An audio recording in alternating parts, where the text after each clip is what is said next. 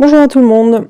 Alors, on va terminer notre exploration de la modélisation maths pour l'Océano en allant regarder quels sont les différents domaines dans lesquels ces techniques d'assimilation de données, là, ces techniques qu'on vient de voir dans les 2 vidéos précédentes, qui permettent d'aller plus loin sur les prévisions, dans quels autres domaines ça peut être utile. Et donc, je vais vous proposer une liste non exhaustive, parce qu'il y en a encore plein d'autres domaines, mais juste une petite liste quand même avec une dizaine d'exemples, pour vous montrer que ce sont des outils qui sont assez génériques en fait, et que du coup, cette histoire de faire des prévisions en combinant les modèles et les observations, c'est quelque chose d'assez... qui a pas mal d'applications en fait, vous allez voir. Donc c'est parti, voici les 5 premières applications que je vous propose. Donc la première, j'en ai déjà parlé plusieurs fois bien sûr, c'est la météo. Donc en météo, on fait tous les jours, chaque jour, hein, vous voyez dans vos applis, à la télé, partout, là où vous voulez en fait, vous avez des prévisions régulières qui sont faites toutes les 6 heures ou toutes les heures, etc. Et donc à cet endroit-là, on est effectivement en train de faire ce qu'on appelle de l'assimilation de données, donc où on va assimiler à la fois les informations contenues dans les modèles, c'est-à-dire dans les équations, les lois de la physique, les équations mathématiques, les modèles numériques si vous voulez, donc toute la partie modèle, les équations, avec toute la partie observation, les données, les mesures, donc là c'est des mesures satellites, des mesures sur place, dans des stations, tout ce qui est ballon-sonde, bref, tout un tas de mesures, et donc la combinaison des deux permet de faire des prévisions quotidiennes du temps qui fera. Un autre exemple d'application de l'assimilation de données, c'est en glaciologie. Alors j'ai 2 exemples de glaciaux. Le premier exemple, c'est pour dater les carottes polaires en paléoclimatologie. Donc, comme vous le savez, peut-être, les glaciologues, en Antarctique notamment, et peut-être aussi au Groenland, ont fait des carottes, donc c'est-à-dire des forages de glace, et donc des prélèvements de la glace sur toute une colonne de glace, hein, parfois c'est plusieurs milliers de mètres de profondeur. Et donc, ils ont foré et récupéré du coup de la glace qui est hyper âgée. Et ces glaces très âgées, de savoir exactement à quelle profondeur, quel est l'âge de la glace, c'est quelque chose qui nous permet de nous renseigner sur le temps qu'il faisait à l'époque, la température notamment, grâce à tout ce qu'on va pouvoir voir dans la glace, donc des éléments, ça peut être des éléments de pollen ou des machins comme ça, des trucs biologiques, et c'est aussi le rapport entre différents isotopes de l'oxygène, bref, quelque chose qui nous permet de savoir du coup quelle était la température quand la glace s'est formée. Et du coup, la datation, le lien entre quelle est la profondeur de la glace à laquelle on a récupéré la carotte, la profondeur et quel est vraiment son âge, c'est quelque chose qui peut se faire en combinant à la fois des modèles et des observations.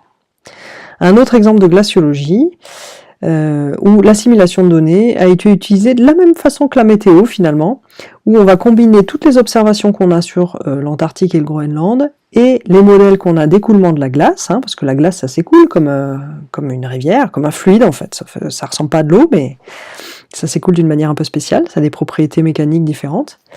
Bref, mais ça c'est cool, donc on combine le modèle d'écoulement de la glace avec toutes les observations qu'on a, afin de faire des prévisions pour regarder de combien ça va fondre, et du coup, de combien les océans vont monter à cause de la fonte partielle de l'Antarctique et du Groenland. Donc ça, c'est un 3e problème. Un 4e problème où on peut faire de l'assimilation de données, c'est en hydrologie. Donc en hydrologie, grâce à l'assimilation, on peut faire de la détection de crues et la suivi des crues aussi. Ça, c'est une petite figure d'un bassin versant d'une rivière, je sais plus où d'ailleurs. Bref, ici aussi, on est en train de combiner les équations d'écoulement de la rivière avec tout ce qu'on sait, hein, le modèle qu'on a fabriqué grâce au lit de la rivière, grâce à toutes les infos de pluie, de ceci, cela, avec les observations, donc combien il pleut, quelle température il fait, qu'est-ce qui est exactement dans la rivière, ce genre d'infos. Et en combinant du coup les équations du modèle et les observations, on arrive à détecter et suivre les crues. De la même manière, l'assimilation de données, c'est utile aussi en agronomie. Grâce à ça, on arrive à optimiser l'irrigation, donc à arroser moins que quand on réfléchit pas trop, quand on n'utilise pas Pas d'algorithme de maths, mais voilà. Bon, après, on arrive aussi parfois à arroser moins en utilisant des compétences agronomiques et techniques. Hein. Me faites pas dire qu'il n'y a que les maths qui permettent d'optimiser quoi que ce soit. Bref, en tout cas, il y a des matheux qui ont réussi à améliorer un peu, utiliser un peu moins d'eau et utiliser l'eau à meilleur moment en utilisant des modèles, notamment d'évaporation et de retenue de l'eau. Et ça a aussi été utilisé, la combinaison modèle-données, pour étudier la croissance des plantes. Et enfin, un dernier lot de 5 applications peut-être un petit peu plus industrielles. Les premières étaient plutôt environnementales, ça c'est plutôt des domaines industriels. Donc le premier, c'est l'imagerie médicale, où on va combiner les modèles qui vont être ce qu'on sait de la nature de la propagation des ondes électromagnétiques, notamment dans les tissus du corps, avec ce qu'on observe à la surface du corps, par exemple quand on met des électrodes ou quand on écoute des trucs, pour pouvoir aller regarder ce qui se passe à l'intérieur. Et ça, c'est encore de l'assimilation de données en imagerie médicale. Il y a aussi du contrôle non destructif. Alors, contrôle non destructif, ça veut dire, on va, en gros,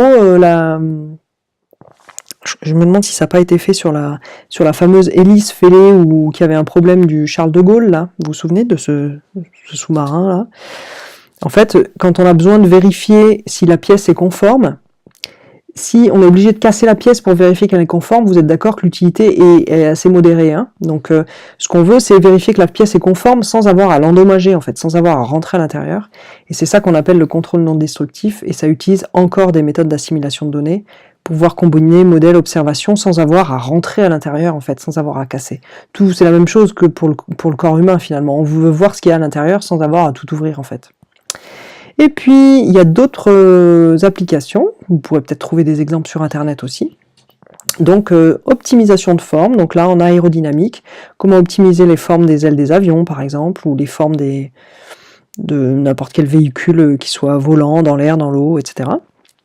C'est utiliser aussi l'assimilation de données pour le stockage des déchets nucléaires, et enfin aussi pour le contrôle des plasmas, pour ITER, donc ce qui réalise la fusion nucléaire, et on utilise aussi ces techniques-là pour essayer de contrôler le plasma ici, à cet endroit-là, afin de pouvoir provoquer ces réactions de fusion et produire de l'énergie de manière efficace. Voilà, donc ça c'était un petit tour d'horizon d'autres domaines d'application de l'assimilation de données. Il y en a encore plein d'autres. C'était juste pour vous donner une petite idée que c'est des choses qui sont vraiment utiles et qui sont vraiment présentes dans la vie quotidienne professionnelle ou dans notre vie quotidienne tout court, quoi, dans l'environnement autour. Voilà, et donc ça conclut cette playlist sur un exemple de modélisation mathématique, un exemple de maths appliquée. Qu'est-ce que ça veut dire faire de la recherche en maths appliquée? J'espère que ça vous a plu. N'hésitez pas à laisser un commentaire ou mettre un petit mot voilà, pour me donner votre feedback, et puis vous abonner à la chaîne si ce genre de choses vous intéresse. Voilà!